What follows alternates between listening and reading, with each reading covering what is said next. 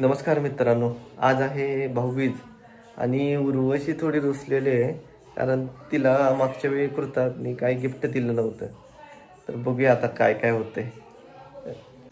काय झालं उर्वशी? गिफ्ट पाहिजे मला. कसलं गिफ्ट? रक्षाबंधनचं जेवण आहे मला. अजून भाऊबीज आहे आज. नाही पाहिजे मला. कधीच? आता देणार की भाऊबीजेचं? देत नाहीत मला. देणार देणार देणार. नाही पाहिजे. हाय देतो.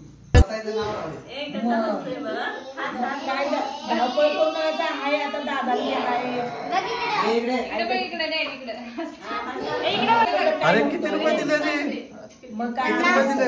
50 रुपये दिले.